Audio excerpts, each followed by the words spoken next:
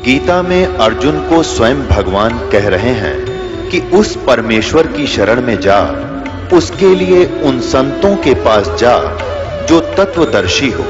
इसी प्रकार हजरत मोहम्मद को उनका अल्लाह कह रहा है कि कोई और पूर्ण परमात्मा है। उसको पाने के लिए उन तत्वदर्शी संत की तलाश कर।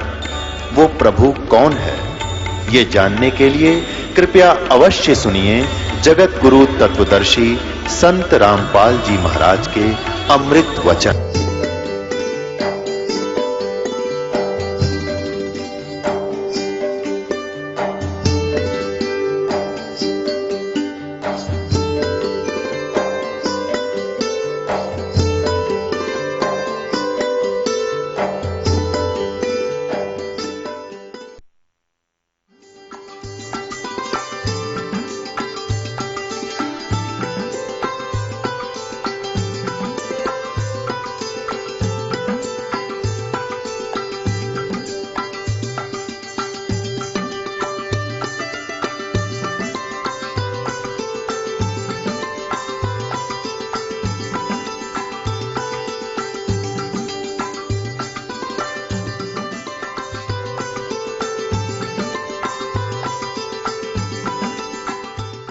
ये महर्षि दानंद के कर कमलों से अनुवादित है। प्रकाशक सार्वदेशिक आर्य निधि सभा 2/5 महर्षि दानंद भवन, रामलीला मैदान, नई दिल्ली से। इसके अनुवादक हैं महर्षि दानंद सरस्वती और मुद्रक हुई Prince of set printers, 1510 Pataudi house, Daryaganj, नई दिल्ली से। इसके 36 नंबर देखो अध्याय है, यह है 36वां 37वां अध्याय 36वां। इसका प्रथम ही मंत्र है रचम वाचम परपदे मनो यजु परपदे। अब यहाँ इन वेदों का अर्थ है जैसे श्याम प्राणम, ऐसे ये यजु है, इसका अर्थ इसने यहाँ किया है। अब देखो यजु माने, अब इसने सही लिख दिया, यजु का अर्थ यजुर्वेद कर दिया, बिल्कुल ओके है। और इसका अर्थ कर दिया जावे, यजु का अर्थ तो होता है कुछ ना कुछ, यज्ञ स्तुतियां, यजु यज्ञ स्तुतियां लिख देता है, यज्ञ स्तुतियों का संग्रह। तो यजुर्वेद ना लिखते तो सारा ही इसका अनुवाद व्यर्थ हो जाता। तो यहाँ इन्हें सही लिख दिया यजुर्वेद, बिल्कुल ठीक है। तो ऐसे ही जहाँ कवि है, ये कबीर बोलते हैं, हम इसको यजुर भी बोल सकते हैं, जैसे पुनः बोलो पुनर्बोलो। तो ये यजुर, तो हमने वहाँ यहाँ लिखना चाहिए, उसने लिखना चाहिए कबीर देव, जैसे यहाँ यजुर्वेद लिख दी। आपने देखा यजुर्वेद में यजु का अर्थ यजुर्वेद कर दिया, बिल्कुल ठीक है। अब इसी प्रकार प्रकरणवश जहां कबीर लिखा है कबीर देव, तो कबीर है वहां कबीर देव ही होना चाहिए, कबीर साहब, देव मान प्रभु। अब हम फिर आते हैं, वो यजुर्वेद रख दिया। अब देखो फिर वही ऋग्वेद,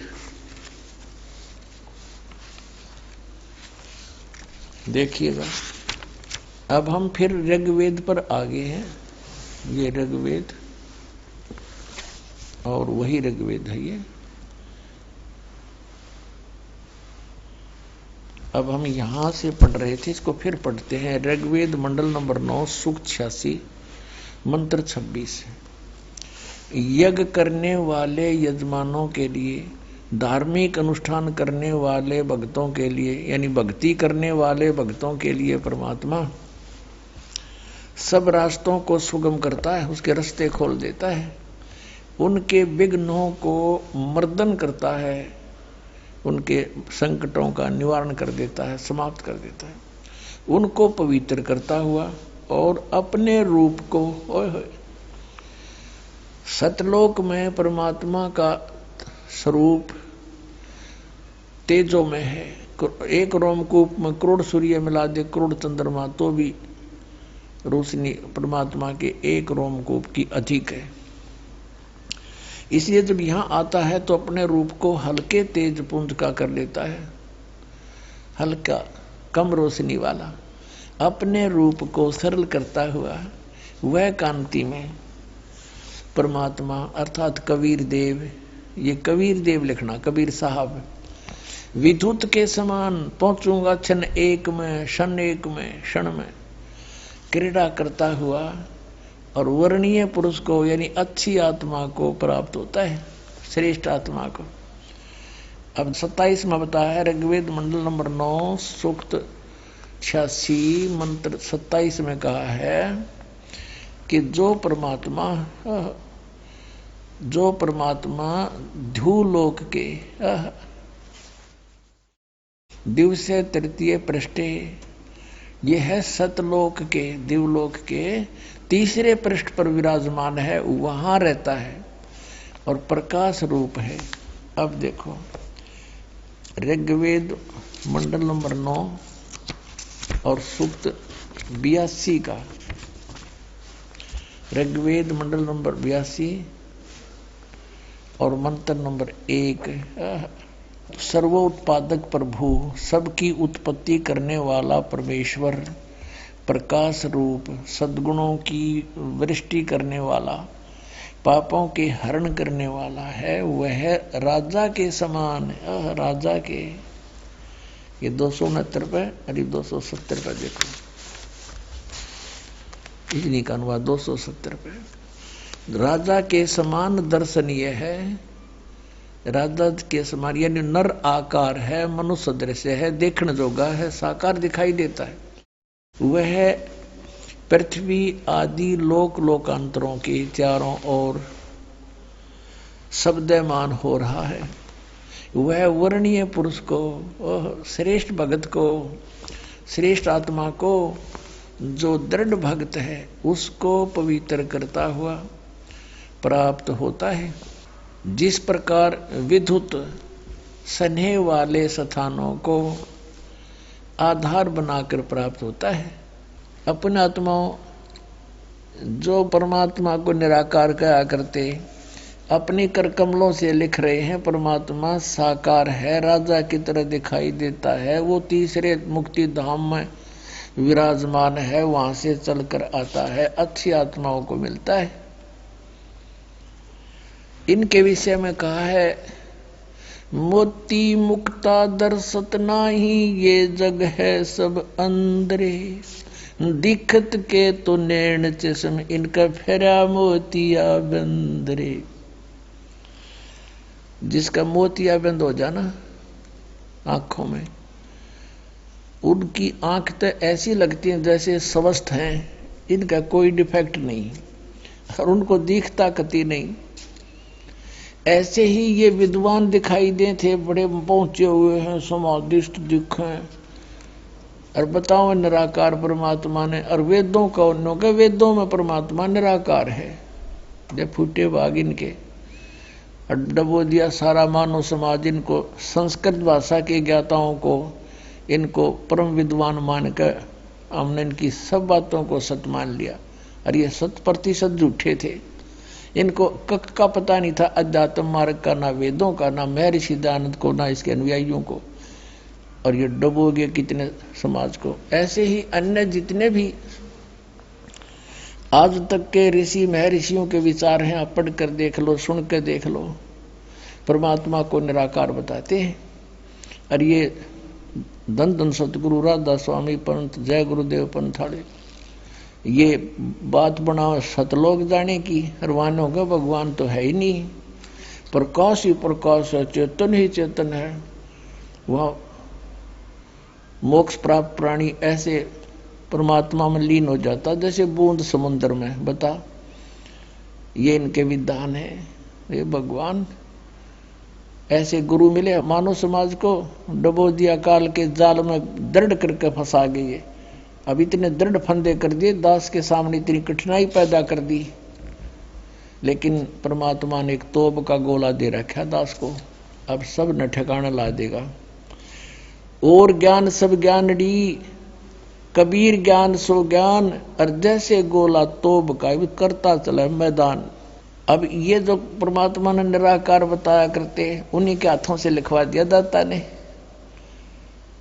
कैसे दयालु है परमात्मा, अब इनकी सबकी बोलती बंद होगी, न्यू कहने दोगे कोई ना रामपाल ने संस्कृत ना आती। अरे संस्कृत के ज्ञाता हो तुम, मैं लिख रहे हो अपने आप। रामपाल का तो रोल्ला खत्म हो गया अभी। और दास जो अनुवाद करेगा 100% करेक्ट होगा। जैसे श्रीमद् भगवद गीता का गहरी नजर गीता में नाम से पुस्तक इस दास ने बना के आपको अर्पित कर रखी है, पढ़कर देखना, मिलाना उन विद्वानों के अनुवाद से। उन्हें अड़ंगा कर रखा पूरे उस सदग्रंथ का, भट्ठा बैठा रखे, कहीं भी सिर पैर नहीं उनके अनुवाद का। और यह सारा सिस्टमेटिक ज्ञान है परमात्मा का। अब वो परमात्मा सतलोक में रहता है, तीसरे मुक्ति धाम में, और वहां से गति करके आता है, बिजली जैसी गति से चलता है। और यहां पर यहां तक उदाहरण दे रखा है वेदों में कि जैसे आकाशीय बिजली किसी धातु विशेष पर गिरती है, उससे उसका कनेक्शन होता है, अट्रैक्शन होता है, उसका गुड कंडक्टर होता है, उस पर आकर गिरती है। जैसे पहले कांसी धातु होती थी, कांसी, उसके थाली बेले बने होते थे, आजकल तो ये स्टील के आगे। तो हमारी दादी कहा करती थी, वर्षा जब होने लगती, बिजली कड़कड़ाती, कि बाहर कोई थाली कांसी की बेला रखा होता तो उसको कहा करते इनको अंदर रख दो बर्तनों को। और बिजली अमूमन कांसी की धातु पर थाली पर गिर जाती है।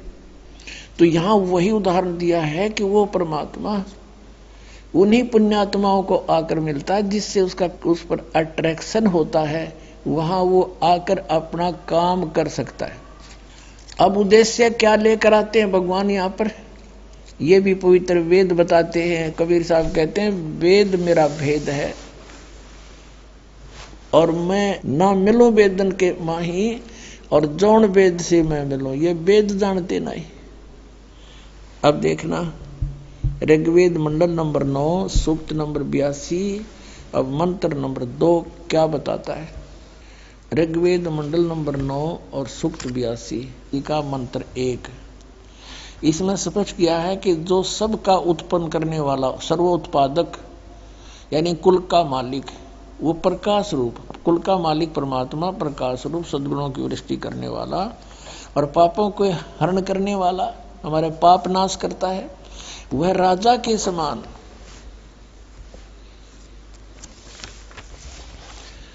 राजा के समान दर्शनीय है, देखण जोगा है। वह है पृथ्वी आदि लोक लोकांतरों के चारों ओर शब्दमान हो रहा है।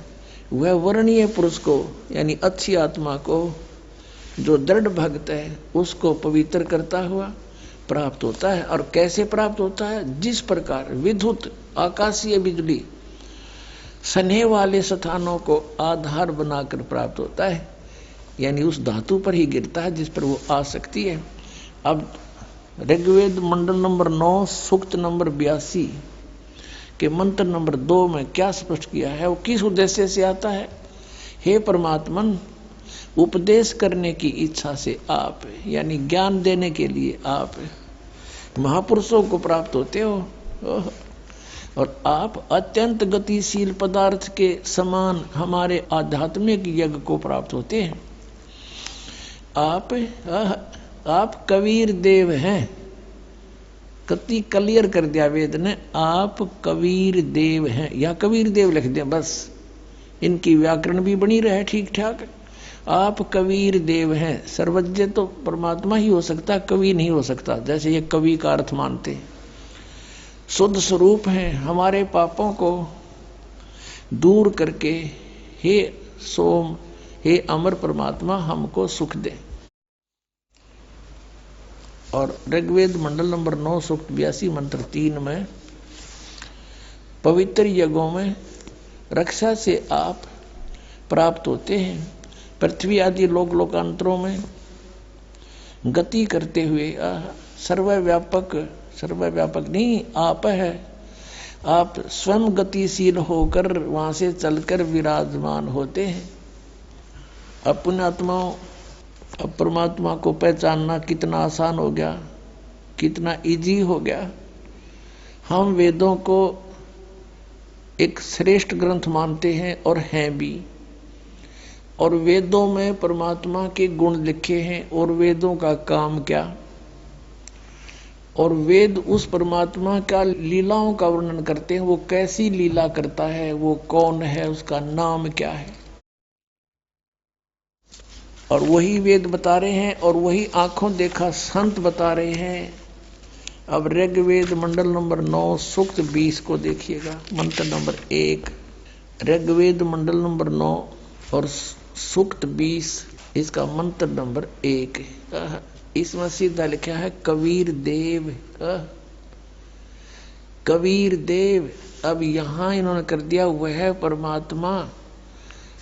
कबीर देव का लिख दिया मेधावी है, यहां लिखना था वो कबीर देव है। वह परमात्मा कबीर देव है, सबका रक्षक है, विद्वानों की तृप्ति के लिए ज्ञान देता है, वो ज्ञान देने के लिए आता है, सहनशील है, संपूर्ण दुष्टों को संग्राम में तिरस्कृत करता है, वो कबीर देव है। अपना आत्मा आज सत्संग के अंदर आप सुन रहे थे, सुबह भी सुना, कल भी सुना कि वो परमात्मा 3 सतिथि में 3 शरीर होते हैं उस परमात्मा के, 3 टाइप के। एक सतिथि तो उनकी सतलोक में रहते हैं, वो स्थिर हैं, तेजो में शरीर, 1 रोमकूप में करोड़ सूर्य करोड़ चंद्रमा मिला दे, 1 रोमकूप कितनी शोभा है, इससे भी अधिक रोशनी।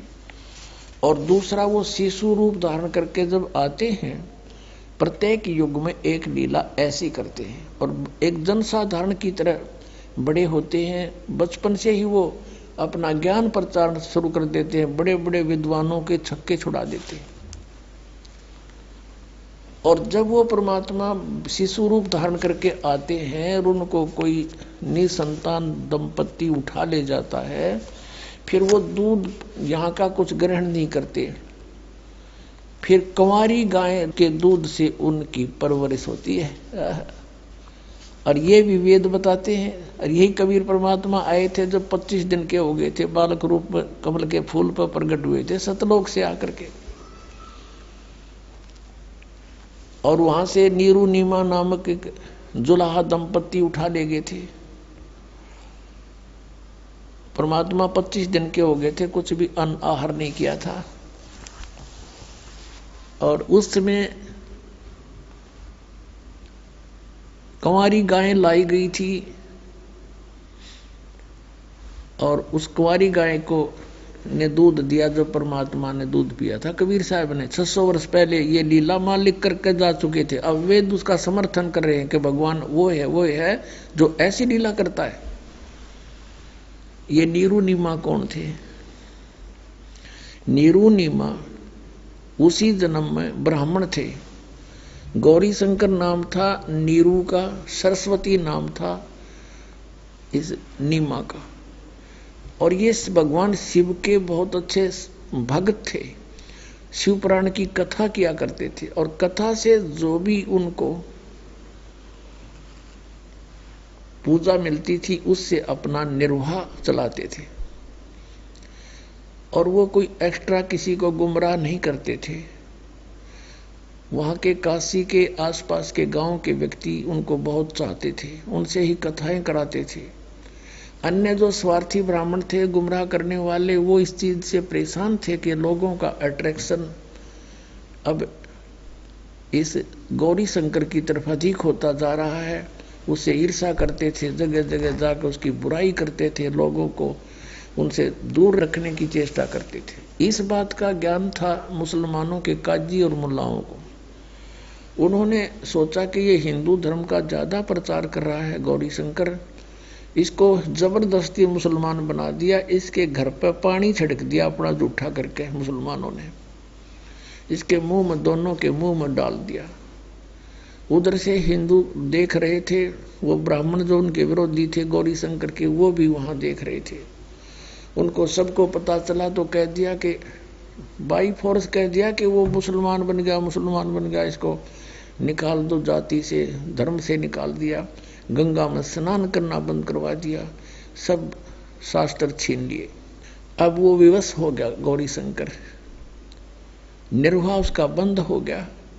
तो उनका नाम रख दिया मुसलमान रीति से गौरी शंकर का नाम रख दिया नूर अली और सरस्वती का नाम रख दिया नियामत। उनको नीरू और नीमा कहने लगे शॉर्टकट में। अब उन्होंने देखा कि अब क्या करें। उन्होंने सिंपल सा एक तरीका ढूंढा, एक कपड़ा बुनने का सबसे सस्ता तरीका ढूंढा, क्योंकि उसमें 4 लठ खुट्टे गाड़ने होते 5-7, कोई खर्चा नहीं होता।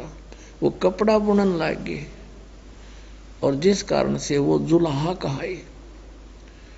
और सन 1398 में संवत 1455 ज्येष्ठ सुदी पूर्णमासी को सतलोक से परमात्मा चलकर आए। लहर तारा नामक एक सरोवर है, जलाशय है काशी शहर में, उसके ऊपर खिले कमल के फूल पर आकर विराजमान हो गए। उसमें एक अष्टानंद नाम के महर्षि वहां उस सरोवर पर सुबह सुबह ब्रह्म मुहूर्त में सूर्योदय होने से लगभग 1.5 घंटा पहले वहां बैठकर अपनी साधना कर रहे थे। परमात्मा सतलोक से आया, एक प्रकाश जैसा आप चित्र में देख रहे हो। ऊपर से एक प्रकाश आया गोला सा। इस अष्टानंद ने देखा कि ये प्रकाश किस चीज का है, इतना तेज कभी देखा नहीं। अब उसकी अष्टानंद ऋषि की आंखें उस परमात्मा के प्रकाश को सहन नहीं कर सकी, आंखें बंद हो गई। जैसे हम सूर्य की तरफ देख लेते हैं तो हमारी आंखें ज्यादा देर उसको देख नहीं सकती। आंखें जब बंद करते हैं तो सूर्य का प्रकाश रहित हल्के प्रकाश का आकार दिखाई देता है। ऐसे जब अष्टानंद जी ने आंखें बंद की, उसमें एक बालक रूप दिखाई दिया। पहले तो प्रकाश पुंज दिखाई देता और जब आंखें बंद की तो एक बालक रूप दिखाई दिया, शिशु रूप। दोबारा तुरंत आंख खोली, देखा क्या कि वो प्रकाश एकदम एक बार तो पूरे तालाब पर फैल गया। कमल के फूल का पत्ता पत्ता डंठल भी और उनके ऊपर उसकी रेखाएं भी नजर आने लगी और फिर एक कोने में जाकर सिमट गया। अष्टानंद जी ने सोचा था कि ये कैसा प्रकाश देखा मैंने, ये मेरी कोई भक्ति की उपलब्धि है या मेरा कोई भ्रम है। वो तो उठ कर चला गया कि अपने पूज्य गुरुदेव से पूछूंगा। उनके गुरुदेव थे स्वामी रामानंद जी, जो बहुत बड़े विद्वान माने जाते थे वेदों और गीता के, पुराणों के, और उन्हीं का वो शिष्य था। अपने गुरु रामानंद जी से पूछा कि स्वामी जी, आज मैंने साधना काल में सुबह सुबह लहर तारा तालाब के ऊपर से एक तारा सा टूटा, बहुत तेज प्रकाश, बहुत जबरदस्त प्रकाश का एक गोला सा आया और मेरी आंखें एकदम सहन नहीं कर सकी। देखते ही मेरी आंखें बंद हुई तो उसमें एक बालक शिशु रूप दिखाई दिया भगवान। फिर दोबारा आंखें खोली तो वे लहर तारा तालाब के एक किनारे पर सिमट गया, समाप्त हो गया। फिर मैं कुछ नहीं देख सका। आपसे समाधान चाहता हूं, ये मेरी कोई भक्ति की उपलब्धि है या कोई मेरा भ्रम है।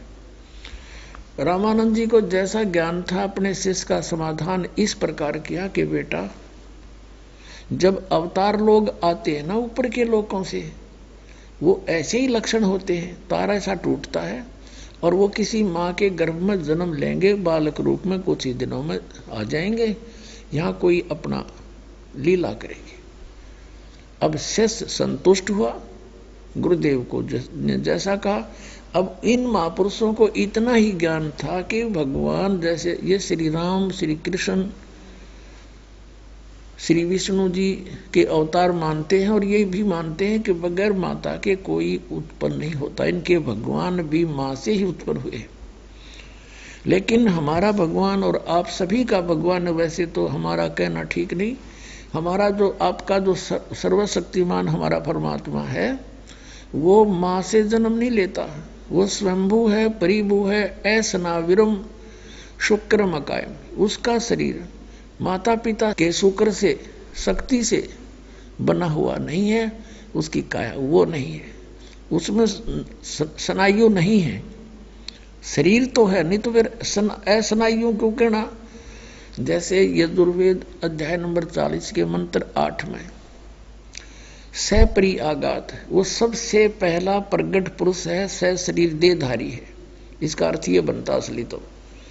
और वो कबीर मनीषी शुक्रम अकायम असनाविरम अबिंदम अचित परिभू स्वयंभू। अब देखो इसमें स्वयंभू शब्द भी कहा और परिभू भी कहा, और शुक्रम अकायम असनाविरम। यदि परमात्मा निराकार, इस 2 श्लोक से मंत्र से हम निराकार माने, इन्होंने अनुवादकर्ताओं ने अज्ञानतावश केवल अकायम शब्द से परमात्मा को निराकार ले लिया कि वो काया नहीं है, उसके ये काया नहीं है स्नायु वाली, उसकी काया तो है लेकिन असनाविरम क्यों लिखा उसमें नाड़ी को ना, एक अकायम शब्द सुफिशिएंट था। अब देखिएगा यजुर्वेद, पुण्यात्माओं आज कोई बालक नहीं हो, छोटे छोटे बच्चे भी आज कंप्यूटर चलाते हैं और इंग्लिश कैसे बोलते हैं ना फर्राटे की। और ये तो वेद हैं, संस्कृत और हिंदी लिखे हुए, बहुत आसानी से समझ सकते हैं। देखिएगा यजुर्वेद दिखाते हैं, यजुर्वेद ये महर्षि दानंद के द्वारा इसका अनुवाद है, और ये प्रकाशक हैं सार्वदेशिक आर्य प्रतिनिधि सभा 2/5 महर्षि दानंद भवन, रामलीला मैदान, नई दिल्ली से। ये महर्षि दानंद सरस्वती कृत है, 40 के 40 अध्याय। मुद्रक है Prince offset printers 1510 Pataudi house, Daryaganj, नई दिल्ली से। अब इसके अंतिम अध्याय है 40वां, और इसका मंत्र 8 है, ये जो दास आपको बोल रहा है। ये है यजुर्वेद और यो 40वां अध्याय 4400, और यहाँ ये 8वां मंत्र इसका 40वें अध्याय का। इसमें लिखा सपरि आगात शुक्रम अकायम अवर्णम असनाविरम शुद्धम अपाप विद्धम कबीर मनीषी परिभू स्वयंभू यथा तथ्यत अर्थान व्यवधाता शास्ति भय समाभय। ये 8वां श्लोक है। इसने क्या अनुवाद किया अड़ंगा देखिए। हे मनुष्यो, जो ब्रह्म शुक्रम शीघ्रकारी सर्वशक्तिमान अकायम स्थूल सूक्ष्म और कारण शरीर से रहित, अकायम का अर्थ किया इसने शरीर से रहित, स्थूल सूक्ष्म और कारण, इन 3 प्रकार के जो आवरण है शरीर के 3 से रहित, और अवर्णम छिद्र रहित, उसका शरीर छिद्र रहित है और नहीं अर्थात नहीं छेदन योग्य है। असनाविरम, स्नाविर माने नाड़ी स्नायु, और असनाविरम नाड़ी आदि के साथ संबंध बंधन से रहित, बंधन से रहित शुद्धम। और आगे देखियो परिभूगा के रंगा कराइजन, इसमें सपट देखो कबीर मनीषी युक्त पापकारी, पाप को प्राप्त न होने वाला कभी नहीं होता। परि आगात, जो सब ओर से व्याप्त है।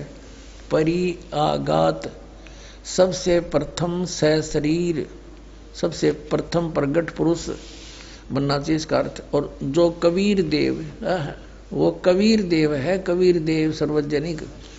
और मनीषी माने सर्वज्ञ, मनीषी का अर्थ होता है विद्वान सर्वज्ञ, इन जीवों के मनों की वृत्ति को जानने वाला। अब कभी कोई जीवों की मन वृत्ति जान सकता है। परिभू, देखिए इसका अर्थ क्या बना है, दुष्टों पापियों का तिरस्कार करने वाला परिभू का। और स्वयंभू का अनादि स्वरूप, जिसकी संयोग से उत्पत्ति, वियोग से विनाश, माता पिता गर्भवास, जन्म वृद्धि मरण नहीं होता, वह परमात्मा। यहाँ इसे नडंगा करा ना। अब देखना इसी का अनुवाद दिखाता हूँ। अध्याय 2 का 26 मंत्र, अध्याय 2 का 26 मंत्र, ये देखो, ये यजुर्वेद अध्याय का 2वां मंत्र है और 2वां अध्याय का 26वां मंत्र। इसमें स्वयंभू, स्वयंभू असी, स्वयंभू रसी, स्वयंभू असी 26वां मंत्र। इसका यहाँ अनुवाद किया स्वामी जी ने, यहाँ ठीक लिख दिया। स्वयंभू माने अपने आप होने वाला है, स्वयं प्रगट है। स्वयंभू अपने आप होने वाला, यानी प्रगट तो है, निराकार कैसे हो जाए। ये देखो, अब यहां हम आगे फिर 40वें अध्याय का, ये 44वां अध्याय का 8वां मंत्र पढ़ रहे हैं। इसी के अनुवाद में इसने यहां स्वयंभू को जो कितना अड़ंगा डाल दिया, अनादि रूप स्वरूप, जिसकी संयोग से उत्पत्ति, वियोग से विनाश, माता पिता गर्भवास, जन्म वृद्धि और मरण नहीं होते, वह परमात्मा। कोई बात था, वहां सब लिख दिया, जो अपने आप होने वाला स्वयंभू, यानी उसको कोई जन्म नहीं दाता उसका। ये नोडंगा कर गए, लेकिन ये फंस गए। चोर चुरावे तुंबड़ी और गड्ढे पानी में, वो गड्ढे हुआ ऊपर आवे ना, सच्चाई छनी ना। एक चोर ने किसी का तुम्बा चुरा लिया सूखा, और उसने कोरतस्थान की तरफ आया ना, उन्हें सोचा जोड़ में दाब दूं। वो नीचे जावे और थोड़ी बहुत गारा डाल पानी तो छड़े, और वो बाहर आवे तो ऊपर पावा। 3-4 बार ट्राई की, फिर वो पकड़ा गया, उसकी पिटाई हुई। तो ये इस प्रकार तुम्बा चोर थे ये।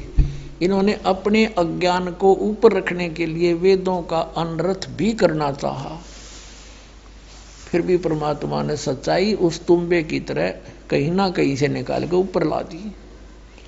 अब आपको जो प्रसंग चल रहा था कि ये सिर्फ इतना ही जानते हैं कि परमात्मा मां से ही उत्पन्न होता है, इसी कारण से वेदों पवित्र ग्रंथों का अनर्थ कर डाला इन्होंने। तो फिर क्या हुआ, उधर से नीरू नीमा को गंगा में स्नान करना बंद करा दिया, बीइंग मुसलमान हिंदुओं ने।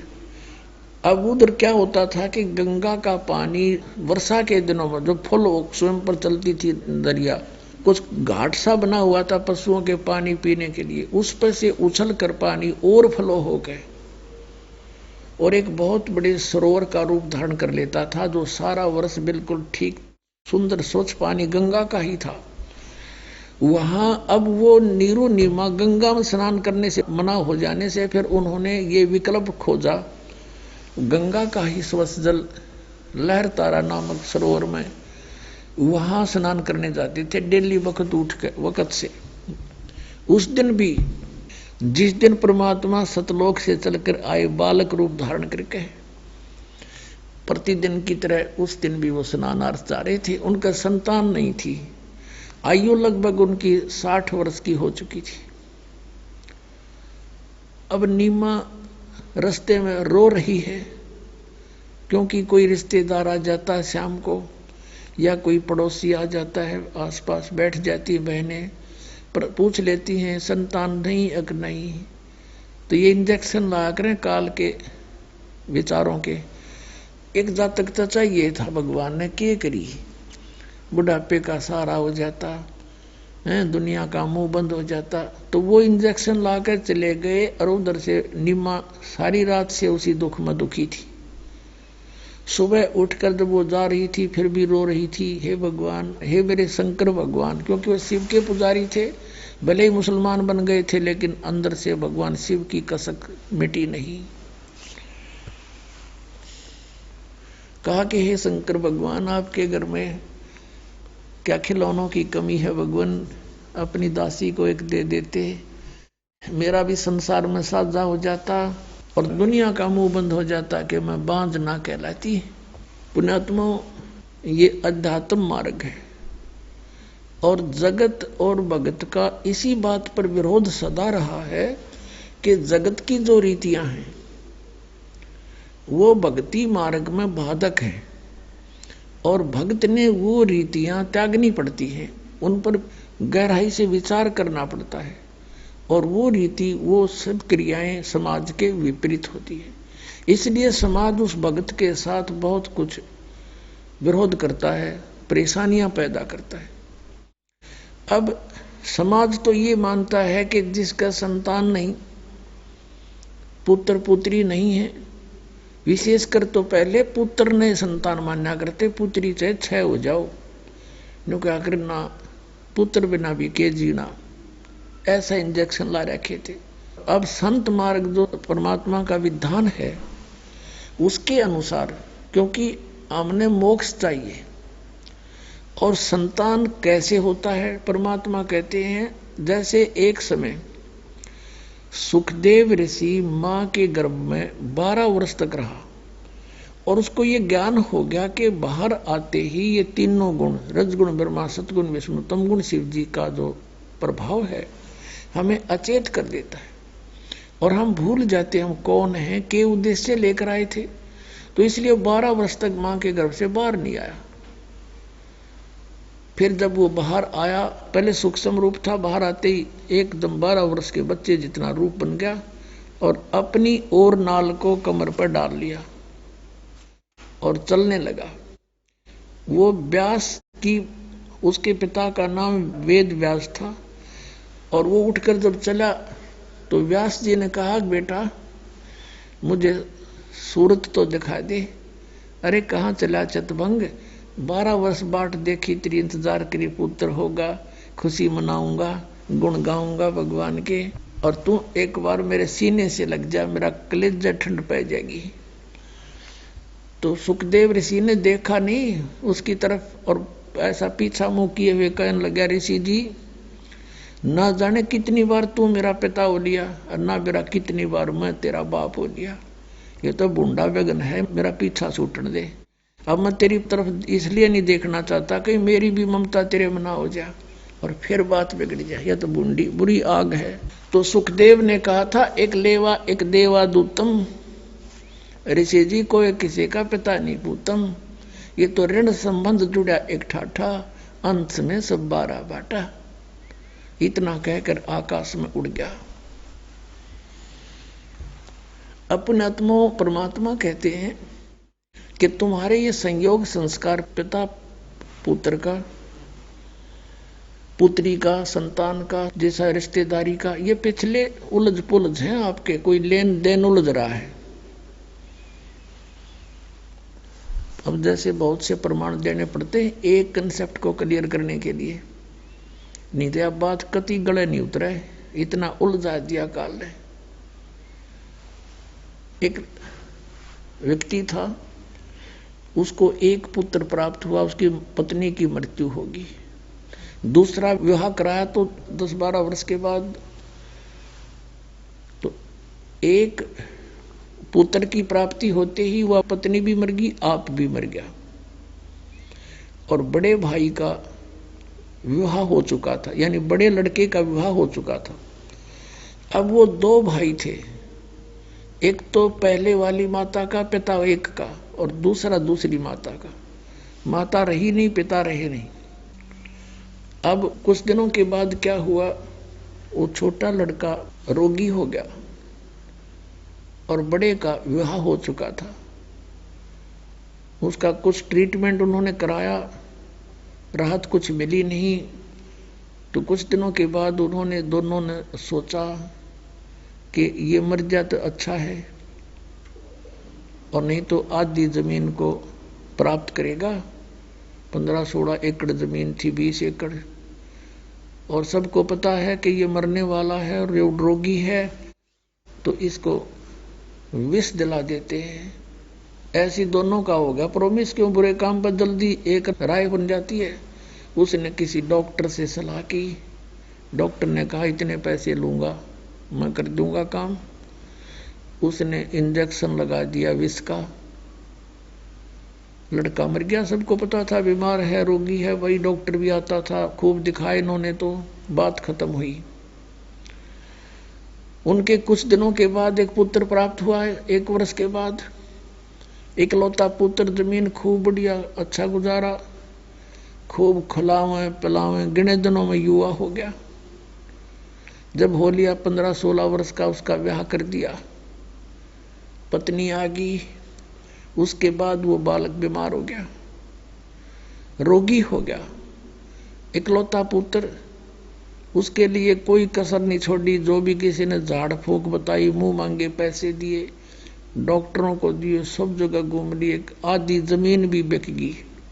और लड़का बिल्कुल चारपाई पे चिपक गया। अस्थि पिंजर शेष रहा। तब एक दिन उसका पिता बैठा बैठा वहां चिंतित था। लड़का कहने लगा, भाई साहब बात सुनो। अब उसके पिता ने देखा, लड़का बोला, उसने कहा, मैं तेरा पिताजी हूं, भाई नहीं हूं। वो लड़का कहता है कि मुझे पता है तू मेरा क्या है, मैं तेरा भाई हूं और तेरा जन्म लेकर आया हूं। तूने मेरे साथ जो जुल्म किया था और तूने मुझे विष से मरवाया था,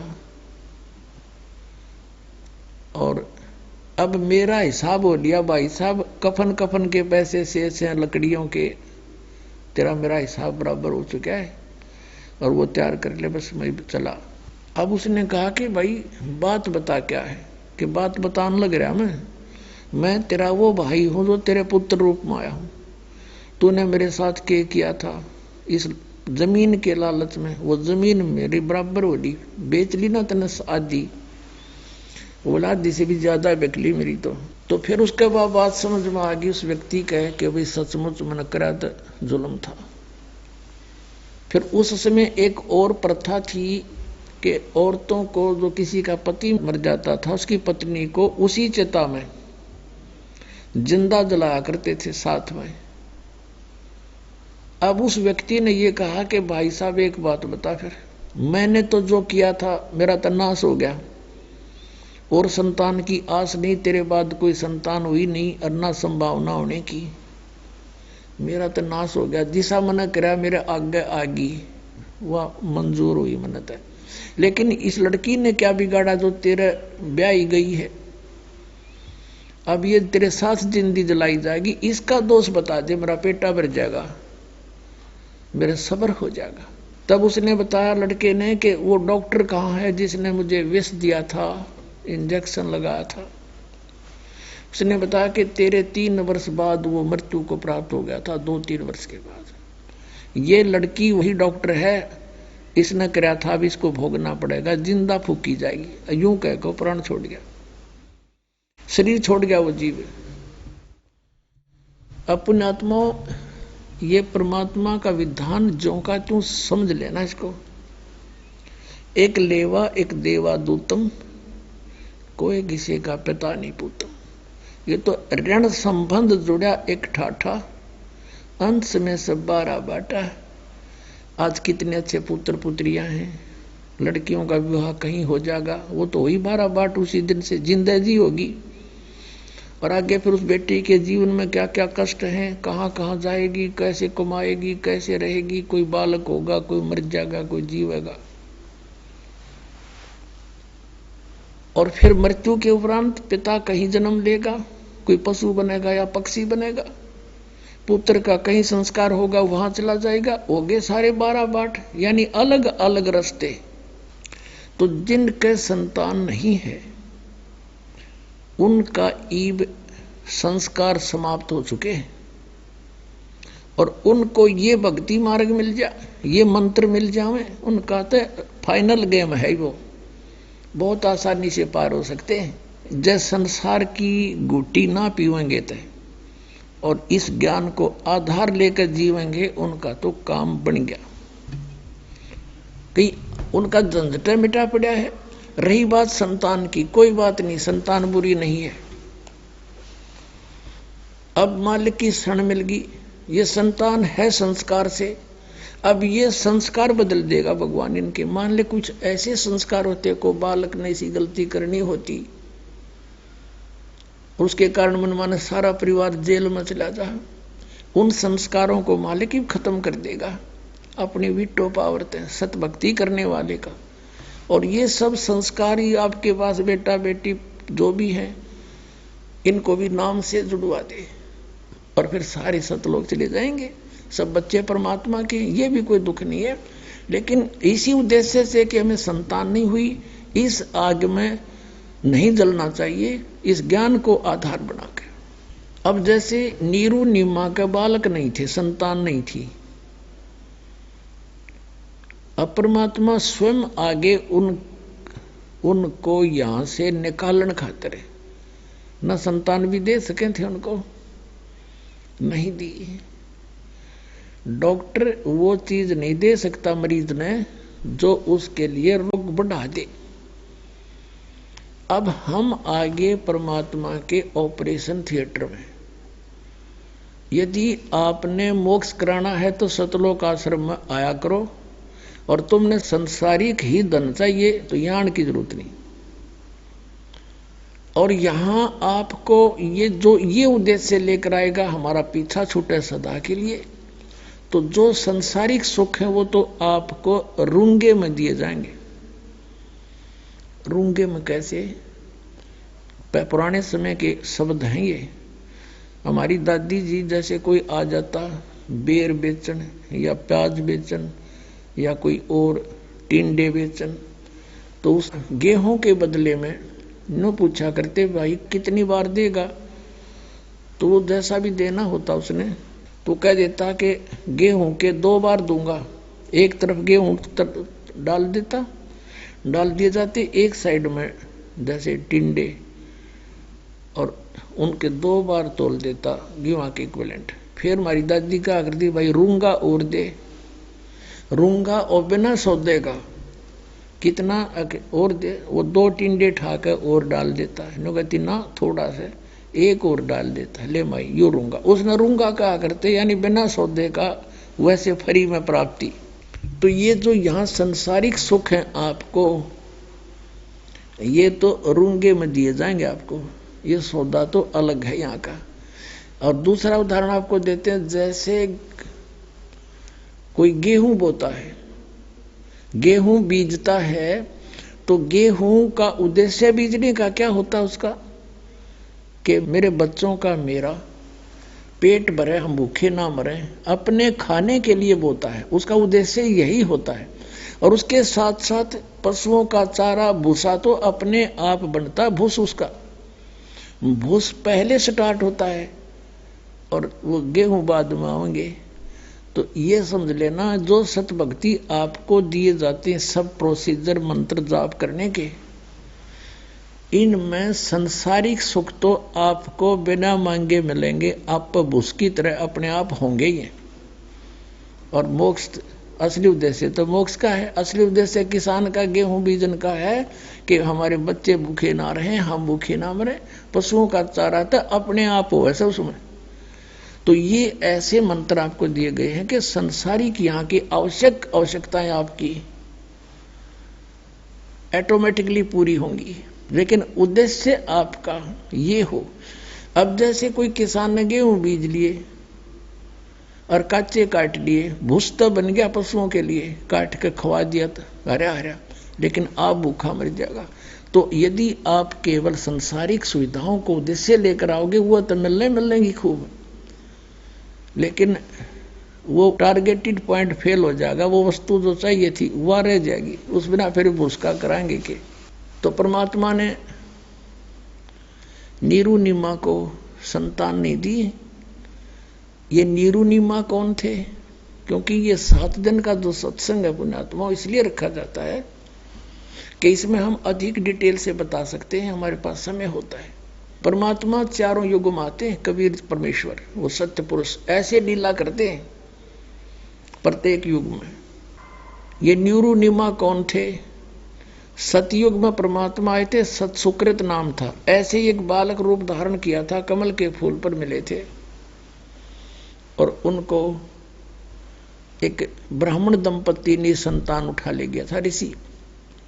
वहां परिवर्ष हुई, दूसरी बार भी फिर ऐसे हुए, और वही दोबारा फिर भी वही आत्माएं दोनों थी। और ऐसे ही द्वापर में भी परमात्मा आए थे। उस समय एक वाल्मीकि दंपति निसंतान था, वो उठा ले गया था, और उस वाल्मीकि के घर परवरिश होने से, और ऐसे ही परमात्मा कमल के फूल पर प्रकट होते हैं, और कुंवारी गाय से उनकी परवरिश की लीला होती है। अब जो प्रसंग कुंवारी गाय से होता वो रह गया, फिर बताएंगे वो कथा, पहले ये कंसेप्ट क्लियर करते। तो क्या हुआ कि परमात्मा नीरुनिमा कौन थे ये बाद में बताएंगे। अब द्वापर में जो उसमें परमात्मा आए थे, वाल्मीकि परिवार में जन्मे नहीं थे, ऐसे प्राप्त हुए थे। तो वहां एक उसी वाल्मीकि उसमें जाति में एक और सुदर्शन नाम का व्यक्ति था जो कबीर परमेश्वर का शिष्य हुआ था, और उसकी माता पिता ने कबीर साहब की वाणी को, ज्ञान को, दीक्षा को स्वीकार नहीं किया था। तो सुदर्शन जी वही थे जिन्होंने पांडवों की यज्ञ में वो शंख बजाया था, जिससे उनकी यज्ञ पूर्ण हुई थी। वो सुदर्शन वाल्मीकि था। जब सतलोक जाने का टाइम आया किसका? सुदर्शन का। परमेश्वर कबीर देव जी ने, यानी करुणा में नाम से आए हुए थे परमात्मा वाल्मीकि परिवार में, इसी तरह जैसे अब दुल्हा परिवार में आए थे, और पहले 2 युगों में ब्राह्मण परिवार में प्रकट हुए थे। उनकी परवरिश की लीला वहां हुई थी, उसमें ऋषि कहलाते थे। तो परमेश्वर ने सुदर्शन जी से पूछा था कि बोल बच्चा, सतलोक चलना है? हाँ जी, तैयार है आपका बच्चा, तेरी कोई इच्छा तो नहीं है? तब उसने कहा था जी कोई इच्छा नहीं आपके दास की, पर एक थोड़ी सी मन में एक मेरे को कचोट रही है, एक चिंता कि मेरे माता पिता बड़े अच्छी आत्मा के थे और उन्होंने आपका ज्ञान नहीं मान्या। वो ना जाने कहाँ 84 लाख योनियों में भटक रहे होंगे। हे परमात्मा, उन पर दया करियो, दया करियो दाता, किसी जन्म में उनको अपनी शरण में लेना। अब परमात्मा ने सोचा यूं और मर रहेगा, एक मुश्किल तो पाला पोसा है, समझाया है। अब परमात्मा ने कहा सुदर्शन चिंता ना करे, मैं वचनबद्ध होता हूँ, प्रतिज्ञा करता हूँ, तू चिंता ना करे, जो मैंने कह दिया फाइनल है। तेरे माता पिता ने पार करूंगा मैं किसी तरह भी। इस बात से वो संतुष्ट हो गया और शरीर छोड़कर सतलोक चला गया, नहीं तो वो और उड़ जाओ। तो उस वचन के आदेश से के आधार से परमात्मा, ये नीरू नीमा जो थे गौरी शंकर सरस्वती, ये वो सुदर्शन जी के माता पिता वाली थी, आत्माएं थी, और उनके पीछे पीछे फिर रहे थे कि न पार करूंगा, क्योंकि मालिक ने वचन दे दिया। तो जब भी जहां भी इनका जन्म होता रहा, तो जहां भी वो जन्म लेते थे उनको सेट रखते थे। उससे पहले भी उनके 2 जन्म हो चुके थे, संतान तब भी नहीं थी उनके, यानी उन्होंने इनका काम बढ़ने ना दिया। और तीसरी बार फिर ये ब्राह्मण कुल में जन्म हुआ, फिर उनकी सीधे ही तुड़वाई। जब वह ब्राह्मण रह जाते तो कतिये ना मानो, और वो फिर मुसलमान बन गए, फिर जुल्हा का काम करने लगे। संतान फिर भी नहीं थी और मालिक ने नहीं दी, क्योंकि डॉक्टर काम बढ़ाया नहीं करते, वहां रोगी की इच्छा नहीं चलती, वो तो डॉक्टर की इच्छा चलती है। तो स्वयं ही आना पड़ गया दाता ने उसके लिए, उनके कर्म बनाने के लिए कि मालिक की लीला करेंगे, पालन की, पोषण की, लाड कर करके आस्था बनेगी, तो ये भी शुभ संस्कार बन जाएंगे इनके। तो इसलिए उनको संतान मालिक ने दी नहीं। तो पुण्यात्मा, जिनका संतान नहीं है उन्होंने समाज की गुट्टी नहीं लेनी चाहिए, इस ज्ञान को आधार बनाना चाहिए। ठीक है, मालिक देव संतान कोई बुरा नहीं, उनको राम नाम पर ला दे, उसके बच्चे हैं, बाहर उतर जाएगा आपका। परमात्मा से जरूर जोड़ा अपने बच्चों को। तो ऐसे वो रास्ते में आ रहे हैं नीरू और नीमा। नीमा परमात्मा शंकर से कह रही है, भगवान क्या आपके घर में खिलौनों की कमी पड़गी भगवान, मेरा कलंक धो जाता, क्योंकि पहले दिन उसके इंजेक्शन लागे, वो तो वायु बोला बेचारी, और मेरा टाइम पास हो जाता। न्यू कहता, वह रोने लगी बुरी तरह। अब नीरू को समझाने लगा कि नीमा देखो, परमात्मा ने देना होता हमें, हमारे भाग्य में होता तो दे देते, अब किस्मत में है नहीं, उम्र तकरीबन जाहिर ली, अब तू रोया ना कर, अब रोने से तेरी आंखें खत्म हो जाएंगी, बुढ़ापे में उंगली पकड़ने वाला कोई है नहीं, तू मान जा मेरी बात, मत रोया कर। ऐसे वो सांत्वना देता हुआ आ रहा है उस सरोवर पर जहां वो प्रतिदिन स्नान करते हैं, स्नान करने आ जाते हैं। पहले नीमा स्नान करने जाती है, वो बाहर खड़ा हो जाता है। नीमा स्नान करके आती है सरोवर में, ब्रह्म मुहूर्त की बातें हैं, यानी सूर्य उदय होने से 1.5 घंटा, लगभग 1.5 घंटा पूर्व, इसको ब्रह्म मुहूर्त कहते हैं। अब फिर वो स्नान करके आ गई, तो नीरू स्नान करने गया, वो स्नान कर रहा था, ऐसे पानी डाल डाल कर और पानी के अंदर प्रवेश करके, जल में प्रवेश करके सरोवर में। नीमा गई वापस अपना कपड़ा धोने के लिए, जिसको वो बांध कर स्नान किया था उसने। तब तक उजाला सा हो गया था और सुबह की रोशनी या तो बहुत अंधेरा दिखा कर होने लगा, जब बहुत जल्दी रोशनी बन जाती है। नीमा ने क्या देखा कि कमल के फूल पर कोई वस्तु हिल रही है, जैसे कोई सर्प। परमात्मा अपने पैर हिला रहे थे कमल के फूल पर शिशु रूप में लेट के। नीमा ने सोचा कोई सर्प ना हो, मेरे पति को ना डस ले, उसके साथ ही था कमल का फूल। तो क्या देखती है ध्यान से कि उसमें एक बालक है, छोटा नवजात शिशु, और वो कहती है देखियो जी छोटा सा बालक, देखियो जी बच्चा डूबेगा डूबेगा, देखियो जल में डूबेगा, लड़का बालक है बालक है।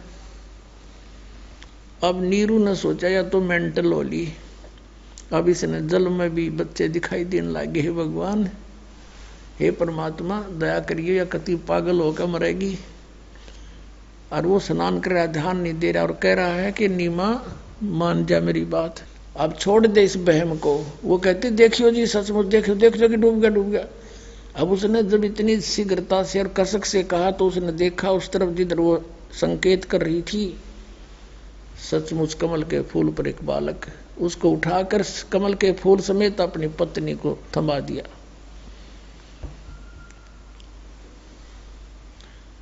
अब परमात्मा को कमल के फूल समेत उठा के अपनी पत्नी नीमा को दे दिया। अपने आत्माओं,